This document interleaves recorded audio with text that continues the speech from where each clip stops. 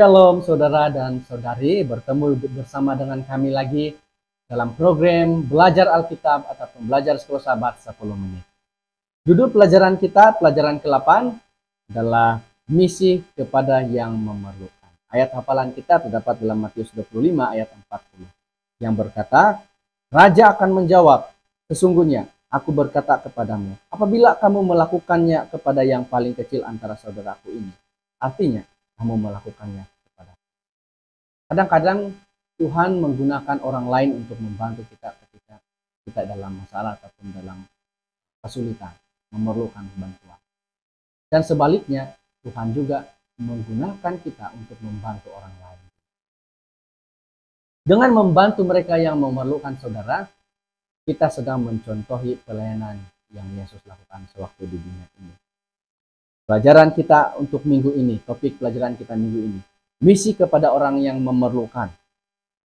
Memberitahu kepada kita bahwa Tuhan memiliki rencana untuk menjangkau orang-orang yang memerlukan, mungkin dari segi fisikal, dari segi emosi, dari segi keuangan, bahkan dari segi sosial. Dalam arti kata lain, dari segi sosial adalah orang-orang yang dipinggirkan oleh community dan juga oleh keluarga. Apapun keperluan yang mereka perlukan, saudara, kita harus bersiap sedia untuk membantu mereka.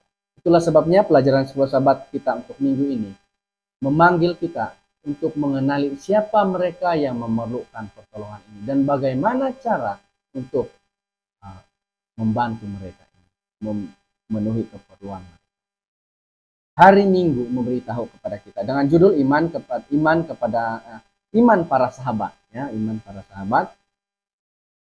Memberitahu kita tentang kisah bagaimana sahabat-sahabat daripada seorang yang sedang lumpuh berusaha membawa sahabatnya yang lumpuh ini untuk bertemu dengan Yesus, sehingga mereka membawa sahabat mereka itu berada di atas bumbung dan menurunkannya supaya dapat bertemu dengan Yesus. Akhirnya apa yang terjadi? Mereka ataupun orang sakit ini, orang lumpuh ini disembuhkan oleh Yesus. Kisah ini memberitahu kepada kita bahwa Tuhan memanggil kita untuk menjadi seperti sahabat daripada orang lumpuh.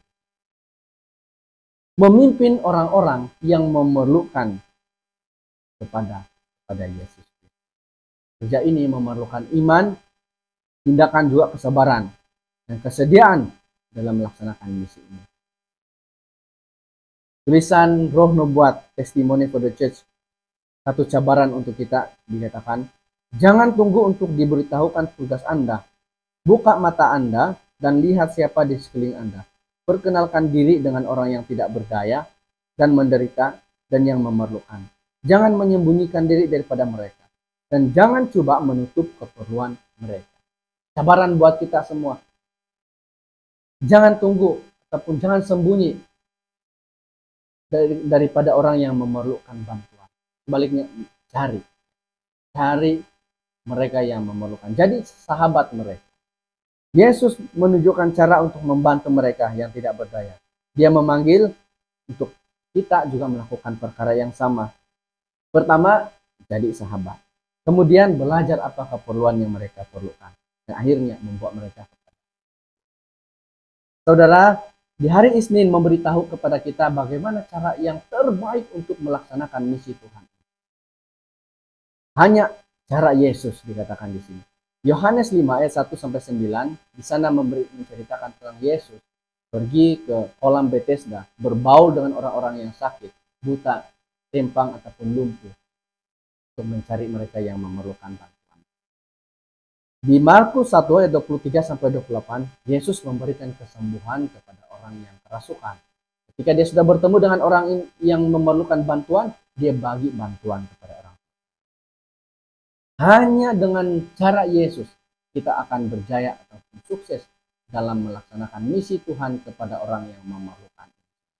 The Ministry of Healing halaman 143 menjelaskan seperti ini.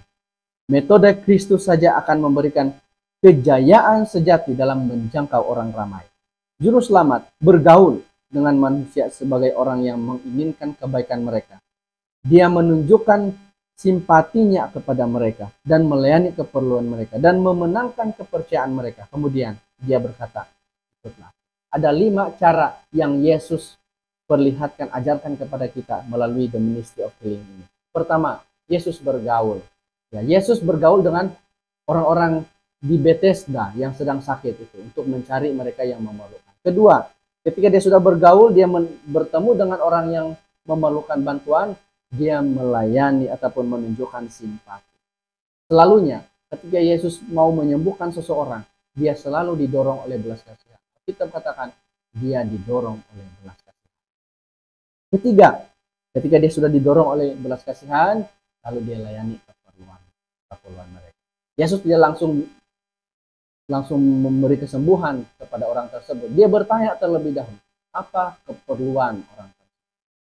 Dalam cerita di kolam Bethesda, Yesus bertanya kepada orang lumpuh itu, maukah dia disembuhkan?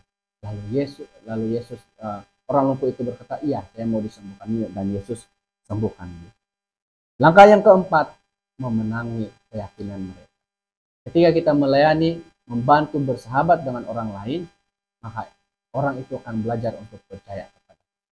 Dan ketika mereka sudah percaya kepada kita, langkah yang terakhir, langkah yang kelima, bawa mereka berkenalan. Hanya dengan 5 cara yang Yesus lakukan ini, kita dapat berjaya ataupun sukses dalam melaksanakan misi Tuhan kepada mereka yang memerlukan. Di hari Selasa, pelarian dan ataupun orang asing.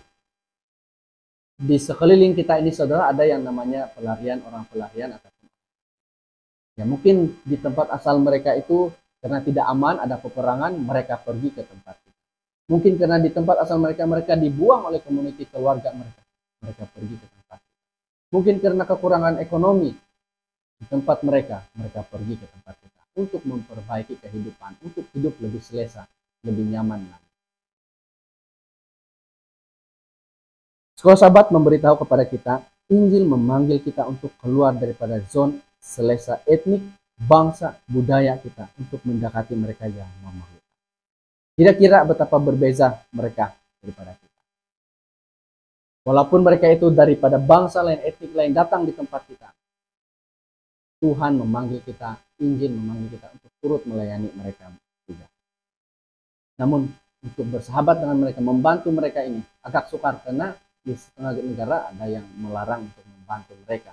Namun bukan berarti kita harus berhenti untuk membantu mereka, tapi kita harus dapat lakukan apa yang kita mampu untuk itu. Sahabat, kita menjelaskan seperti ini. Kita boleh memulakan dengan doa. Kemudian cari maklumat tentang orang tersebut, dan kemudian carilah cara bagaimana dapat membantu orang. Di hari Rabu, membantu mereka yang sedang sakit. Kira-kira orang itu berkecukupan secara material atau berkekurangan secara material, berkecukupan secara fisikal ataupun berkekurangan secara fisikal. Semua orang pasti merasa ataupun menderita yang namanya sakit. Yesus ketika datang di dunia ini, dia bukan saja memberikan jaminan keselamatan, namun dia juga memberikan kesembuhan kepada kita. Lukas 4 ayat 18, Yesus berkata, Roh Tuhan ada padaku, karena dia telah mengurapi aku untuk memberitakan kabar baik kepada orang miskin.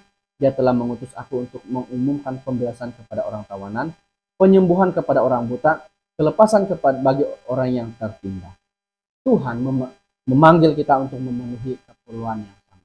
Mungkin ketika kita membantu mereka, belum tentu mereka menerima Yesus. Namun, contoh Yesus dalam usaha memenuhi keperluan semua orang adalah satu prinsip Alkitabiah yang harus diikuti. Kita tidak tahu sama ada setiap orang yang dia bantu menerima dia atau tidak. Prinsip penting dikatakan sebuah sahabat kita untuk menjadi pembantu Yesus kepada rekan-rekan kita. Bermula terlebih dahulu dengan matlamat untuk menunjukkan kasih sayang yang tidak mementingkan diri sendiri terhadap mereka, memahami keperluan mereka terlebih dahulu sebelum coba menawarkan bantuan. Sediakan bantuan yang mereka perlukan, walaupun Anda mungkin tidak tahu sama Anda mereka bersedia untuk mengikuti Yesus ataupun tidak. Siap sedia untuk membantu, siap sedia untuk menolong orang, walaupun nanti mungkin mereka tidak menerima Yesus, itu adalah pilihan di tangan mereka. Namun tanggung jawab kita yang Yesus panggil adalah untuk membantu memenuhi keperluan mereka. Hari Kamis, kasih yang lebih besar. Yohanes 15 ayat 13, tiada kasih yang lebih besar daripada kasih seorang sahabat yang mengorbankan nyawanya untuk sahabatnya. Dalam beberapa case, Yesus mengambil inisiatif sendiri untuk bertemu dengan orang yang memerlukan. Namun di dalam beberapa case pula, seperti halnya dalam Lukas 5 ayat 17 sampai kisah tentang orang lumpuh tadi, dalam Lukas 5 ayat 17 dan katanya, sahabat-sahabat daripada orang lumpuh ini membawa sahabatnya ini bertemu dengan Yesus. Tidak kira apapun keadaan kita, berkawan dengan orang yang tidak dikenali bukanlah satu tugas yang mudah. Mari kita berdoa dan memohon pertolongan kepada Tuhan. Kenapa? Sahabat menjelaskan kepada kita, dia mengenali semua orang dan mengenali orang asing yang boleh Anda jadikan sahabat. Ingat, matlamatnya adalah untuk menjadi kawan mereka supaya kita boleh membantu dan membawa mereka kepada Tuhan untuk mendapatkan bantuan.